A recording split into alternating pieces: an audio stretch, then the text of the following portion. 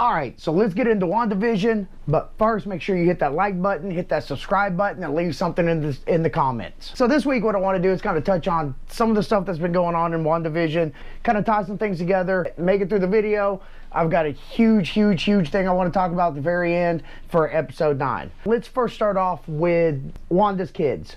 Billy's powers are going to be a lot more like Wanda's. Tommy's powers are going to be just like Quicksilver's. Something that cool they did in this episode, since it's Halloween, everyone dressed up in their Marvel costumes. Wanda dressed up like the Scarlet Witch, Vision dressed up like his comic book costume, and Billy and Tommy, even though Tommy's was more like Quicksilver, the colors are different, but it looked a lot the same. And Quicksilver was dressed up like his iconic Quicksilver outfit. At some point, and you can tell Marvel's going in this direction, that they're definitely going to set up for the Young Avengers, and Billy and Tommy, aka Wiccan and Speed, are going to be on that team. So you can see the direction already that Marvel's going to move in with all the characters that they're starting to bring in. Second thing I want to touch on, Mephisto.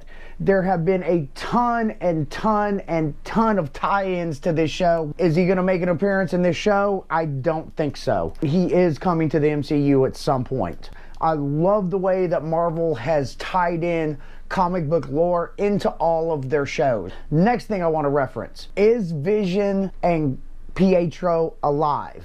And I don't think so. So in this episode, you see Vision trying to get out of Wanda's barrier, and as he does, he's being ripped apart, going back in. We know that she stole his body, which was already being torn apart and investigated and experimented on. I believe both are just a manifestation that Wanda's creating, and you see that with kind of glimpses in the last episode. You saw Vision dead, just all gray. You see the same thing with Pietro in this episode. Even though it is Evan Peters, you see him dead and you see the bullet holes in him. Evan Peters also says something very interesting in the show too, that she asked how he gets there, and he says that I'm not really sure. I just heard you calling me and I know I had to come, and then he's just there. You can see that she's already, it's showing that she has the ability to alter reality. One thing that's cool that they're doing with this show is it's setting up for Doctor Strange 2, the Multiverse of Madness, and also Spider-Man. The Spider-Man 3 is also going to deal with the multiverse. So you see how it's already kicking off.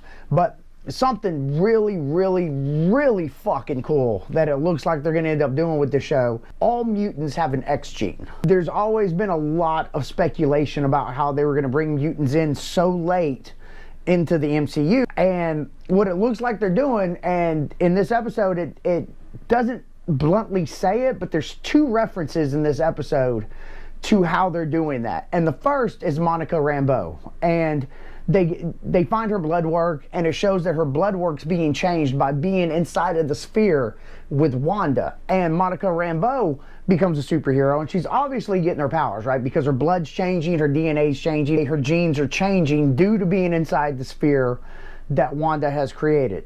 But also Pietro references the X gene, and when he's talking about the kids, he says that he has an XY chromosome, and there you have the hint, the X gene. So it's obviously, this is obviously going to play a big part into how mutants are created.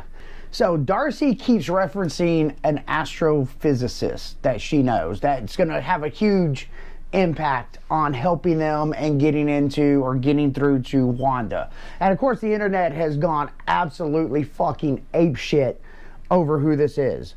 The 2 biggest contenders is Hank McCoy, aka Beast, and what I believe is going to be Reed Richards from the Fantastic Four. So that's going to be revealed in the next episode, but man, so excited to see who it's going to be. But my money is on Reed Richards. The last thing I want to talk about is that Marvel has stated multiple times that there is going to be a gigantic reveal in this show.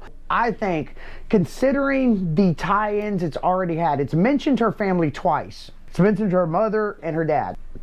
The fact that not only have they mentioned it twice, but she's also brought in Evan Peters from the Fox universe to fill in for Pietro.